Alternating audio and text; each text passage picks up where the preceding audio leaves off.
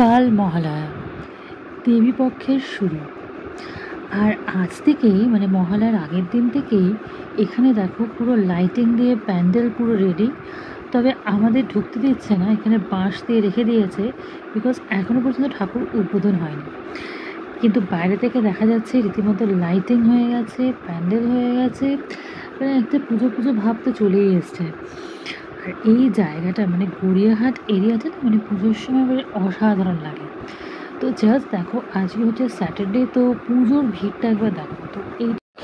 তো জাস্ট দেখো, আমি মানে এখান দিয়ে যেতে পর্যন্ত পাচ্ছি না, মানে এতটা ভিড় হয়েছে, মানে রীতিমতো ঠেলাঠেলি শুরু করেছে।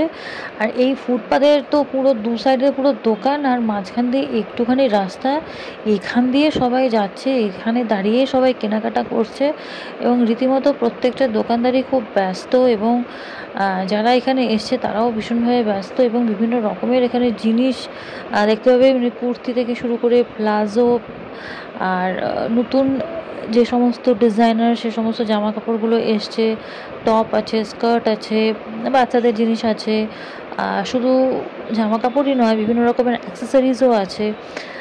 তো সালোয়ার পিস আছে, কুর্তা আছে, কুর্তি আছে, তো সব রকম সব সব রকমের জিনিসপত্র আছে। জাস্ট দেখো একবার, মানে আমি ঠেলে সামনের দিকে এগোতে পারছি না, তার আগে পুরো একদম দেখো লাইন দিয়ে সব লোকজন চলে আসছে। তো এগুলো সবই মানে আমি দোকান থেকে কিনেছি, জাস্ট এগুলো জাস্ট তোমাদেরকে একবার দেখানোর জন্য।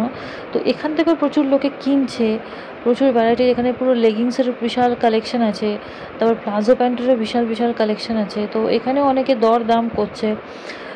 তো আমরা এমনি নর্মাল দোকান থেকে কিনেছি। তো জাস্ট এখান দিয়ে যেহেতু যাচ্ছিলাম বলে জাস্ট তোমাদেরকে ঘুরিয়ে একবার দেখিয়ে দিলাম যে এই গড়িয়াহাটের জমজমাট এই স্যাটারডেতে ঠিক কীরকম।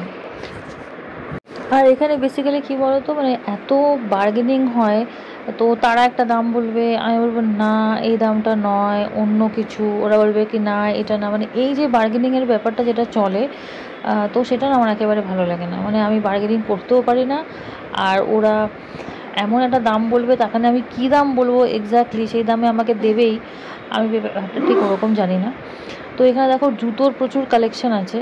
তো জুতো পুরো একদম এখানে এখানে তবে অনেকেই দেখছিলাম যে বার্গেনিং করছিল, কিন্তু ওটা না আমার দ্বারা একদম হবে না। তো সেই জন্য বেটার আমি দোকান থেকে নেব যেখানে একদম ফিক্সড প্রাইস আছে, তো বার্গেনিংয়ের কোনো প্রশ্নই নেই, কোনো রকম কিচ্ছু নেই। তো যাও, জাস্ট জিনিসটা পছন্দ হবে, ও দেখাবে, আর আমি দিয়ে দেবো। দেখো এখানে বেডশিটটাও বেশ সুন্দর, বেডশিটটাও বেশ সুন্দর।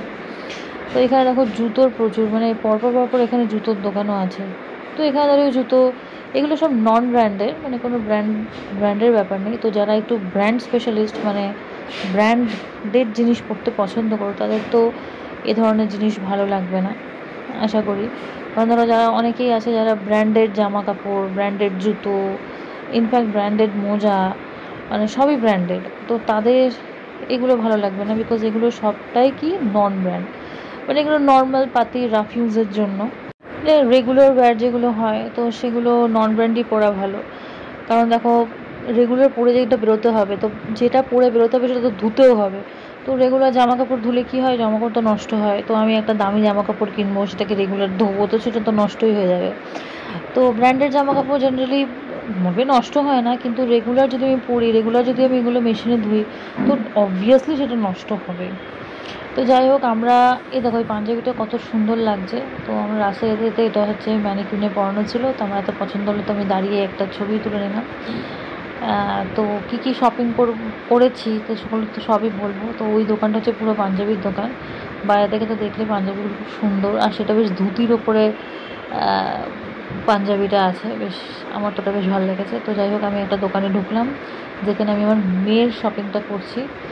তো এটা হচ্ছে নিউ স্টাইলের জামা। তো জামার উপরে ওপরের এই টপটা পরতে হবে। আমি বললাম এটা তোর পছন্দ হয়েছে? বলে কি হ্যাঁ পছন্দ হয়েছে। তারপরে আরেকটা জামা দেখালো, মানে এটা একটু নতুন স্টাইলের। তো এটা টপের মধ্যে, আর তলায় প্যান্ট আছে লম্বা। এটা জাস্ট নর্মাল, এখানে কোনো কাজ করা নেই, ডিজাইন নেই। তো কালারটা হচ্ছে পিঙ্ক, আর ও পিঙ্কটাই খুব বেশি প্রেফার করে। আর বাচ্চাদের জামা কাপড় দেখছি কি সবই দেখি পিঙ্ক পিঙ্ক দেখাচ্ছে। তো আমি বললাম যে না, পিঙ্ক ছাড়া অন্য যদি কোনো কালার থাকে তো সেটা দেখাতে পারো। তো দেখো, মানে যাই জামা দেখাচ্ছে সেটা পিঙ্ক একটু টাচ থাকবে। তো যাই হোক, এই যে মিডল যে কালারটা আছে ওটা একটু অন্যরকম লাগবে, কিন্তু এই সমস্ত প্যান্টগুলি না একটু হোয়াইট ফিনিশিং ওপরে, একটু হোয়াইটের ওপরে। তো এই জামাটা এই যে দেখো প্যান্টটা পুরো কাজ করা, কিন্তু একটু হোয়াইটের ওপরে আছে। তো বটন, প্যান্টের যে বটনটা আছে এটা পুরোটা কাজ করা, বেশ সুতো দিয়ে কাজ করা, আমার খুব ভালো লেগেছে এটা। আর উপরে টপটাও বেশ সুন্দর, একটু নতুনত্ব ডিজাইনটা। আর ওর সাইজের আমি পেয়ে গেছিলাম। তো যেই দোকান থেকে কিনেছি তার বাইরে দেখো এইগুলো ডিসপ্লে করা আছে, মানে এই ধরনের জামা কাপড় এখানে পাওয়া যায়। তারপরে জামা কাপড় কিনতে কিনতে টায়ার্ড হয়ে গিয়ে বলে আইসক্রিম খাবি, তো সামনেই ছিল একটা আইসক্রিমের এই যে ঠেলা করে আইসক্রিম বসে না, তো সেখান থেকে আইসক্রিম নিয়ে নিলাম। তাই বললাম তুই কী খাবি, বলো 2 in 1। আর আমি নিয়েছিলাম কেসার পেস্তা। তো আমি 1-2 চামচ খাওয়ার পর ও বললো কি দেখাও তোমার কেসার পেস্তাটা কীরকম।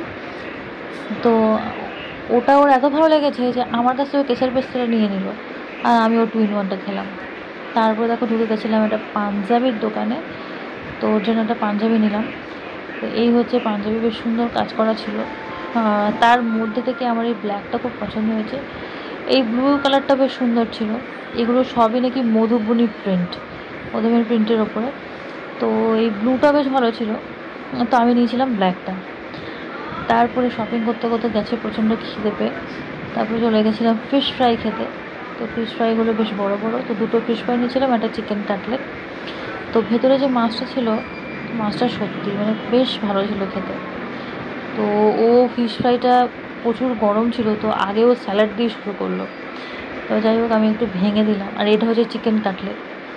তো চিকেন কাটলেটটা দেখা একদম নিচে যেই মানে ওই হাড়টা ধরে খাওয়াটা খুব ইজি। তো এটা হচ্ছে ফিশ ফ্রাই। তো ফিশ ফ্রাইয়ের ভেতরে দেখো মাছটা বেশ সুন্দর, তো কাসুন্দি দিয়েছে, বিশাল বড় একটা লঙ্কাও দিয়েছে, সাথে স্যালাড দিয়েছে। তো লঙ্কাটার সাইজটা একবার দেখো। তারপরে এত শপিং করার পর পাটাগুলো এত ব্যথা হয়ে গেছে, এত টায়ার্ড হয়ে গেছি, লাস্টে উবের বুক করে বাড়ি এলাম। তো এই ছিল আজকে আমার গড়িয়াহাটের শপিংয়ের ভিডিও। তো তোমাদের পুরো ভিডিওটা কেমন লাগলো আমাকে কমেন্টস করে জানাবে।